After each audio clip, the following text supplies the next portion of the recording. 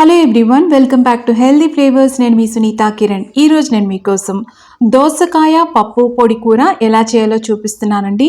ఇది చాలా కమ్మగా ఉంటుంది. పిల్లలకైనా పెద్దవాళ్ళకైనా ఇది బాగా నచ్చుతుంది. రైస్తో బాగుంటుందండి, రోటీస్తో కూడా చాలా బాగుంటుంది.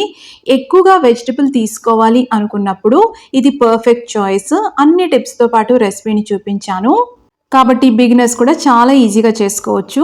రెగ్యులర్గా దోసకాయ పప్పు పచ్చడి ఇలా ట్రై చేసి ఉంటారు కదా, ఒక్కసారి ఇలాగా పొడి కూరని ట్రై చేయండి. మళ్ళీ మళ్ళీ ట్రై చేస్తారు, అంత బాగుంటుంది.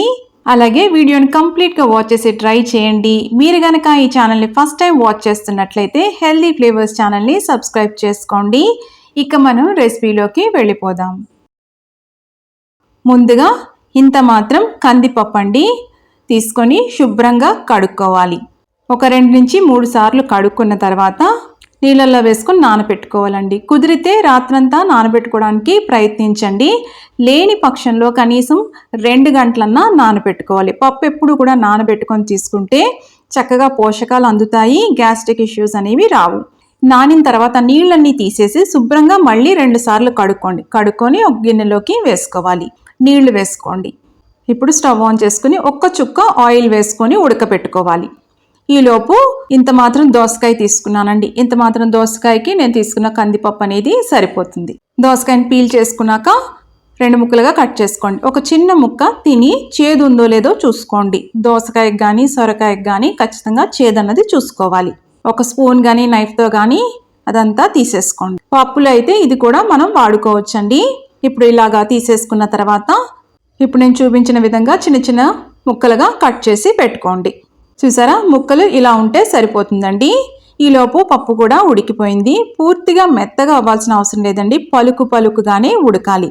ఈ నీళ్ళన్నీ చిల్లుల గిన్నెలో వేసేసుకొని పప్పు మాత్రం సెపరేట్గా ఇలా చిల్లుల గిన్నెలో పక్కన పెట్టుకోండి. పప్పు ఉడకబెట్టిన నీళ్ళతో చారు పెట్టుకోవచ్చండి, వేస్ట్ కాదు.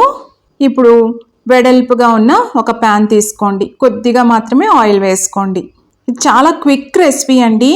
ఆయిల్ బాగా వేడెక్కిన తర్వాత ఒక 1/2 టీ స్పూన్ ఆవాలు. ఫ్లేమ్ అనేది లోలో పెట్టుకోండి. ఎప్పుడు పోపు వేసినప్పుడు హైలో పెట్టుకుంటే పోపు అన్నది మాడిపోతుంది. 1/2 టీ స్పూన్ జీలకర్ర, 2 ఎండుమిర్చి తుంచి వేసుకోండి. 1 ఇంచ్ అల్లము ఇలా సన్నగా తరుక్కొని వేసుకోండి. అలాగే 4 వెల్లుల్లి రేకులండి, పెద్దవి సన్నగా తరుక్కొని వేసుకున్నాను. అల్లం వెల్లుల్లి పేస్ట్ కాదండి, ఇలానే వేసుకోవాలి, అప్పుడు చాలా రుచిగా ఉంటుంది. అలాగే కొద్దిగా ఇంగువ. ఇప్పుడు ఒక మీడియం సైజు ఉల్లిపాయ అండి, సన్నగా తరిగి వేసుకోవాలి. పెద్ద ముక్కలు కాదండి, బాగా సన్నగా తరుక్కోవాలి. అలా అయితేనే కూరకి రుచిగా ఉంటుంది. ఒక 4 పెద్ద పచ్చిమిరపకాయలండి, తెల్లవి పేస్ట్ కొట్టుకొని వేసుకున్నాను. నల్ల పచ్చిమిరపకాయలు ఉంటాయి కదా, ఘాటు ఎక్కువ ఉంటాయి, అవి అయితే 2 వేసుకోండి సరిపోతుంది. ఇదంతా కూడా లో ఫ్లేమ్లో జస్ట్ మగ్గితే సరిపోతుందండి, బ్రౌన్గా అవ్వకూడదు. కరివేపాకు వేసుకుంటున్నాను. కరివేపాకు అనేది కొద్దిగా ఎక్కువగా వేసుకోండి, చాలా రుచిగా ఉంటుంది. ఇదంతా కూడా చక్కగా మగ్గిపోయింది. ఇప్పుడు దోసకాయ ముక్కలు వేసుకోవాలి. దోసకాయ చాలా తొందరగా కుక్ అయిపోతుందండి, కాబట్టి చాలా క్విక్గా అయిపోతుంది రెసిపీ. ఇదంతా కలుపుకోవాలి. ఇప్పుడు కొద్దిగా ఉప్పు వేసుకోండి. ఉప్పు అనేది ఒకటేసారి ఎక్కువ వేసుకోవద్దండి. దోసకాయతో ఏమన్నా వెరైటీగా ట్రై చేయాలనుకున్నప్పుడు ఈ రెసిపీ పర్ఫెక్ట్ చాయిస్. మూత పెట్టుకొని ఫ్లేమ్ లోలో పెట్టుకొని 5 నుంచి 10 నిమిషాలు మగ్గించుకోండి. ఇలా గరిటెతో ఇలా అన్నప్పుడు అవి చక్కగా ఉడికిపోవాలి.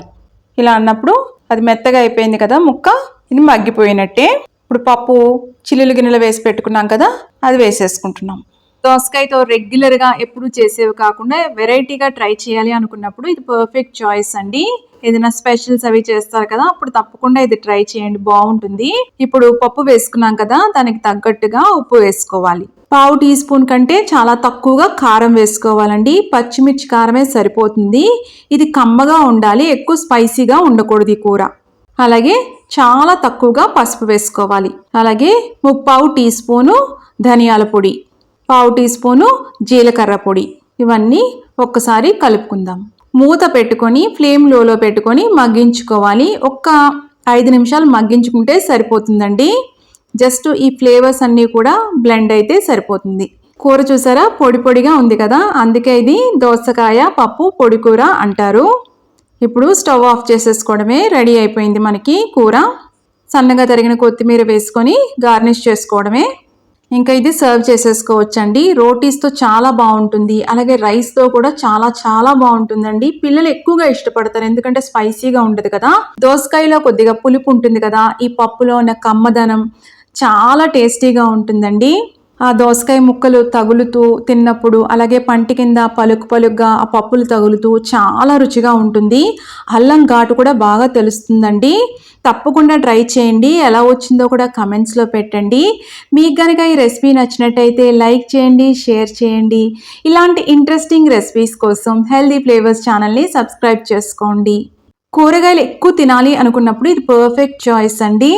వేడివేడి అన్నంలో ఇది వేసుకొని కాస్త నెయ్యి వేసుకొని కలుపుకొని తింటే అద్భుతంగా ఉంటుందండి. అలాగే రోటీస్తో తిన్నామనుకోండి, కూర ఎక్కువగా తింటాం అనమాట, అంత బాగుంటుంది. తప్పకుండా ట్రై చేయండి, మీకు నచ్చుతుంది.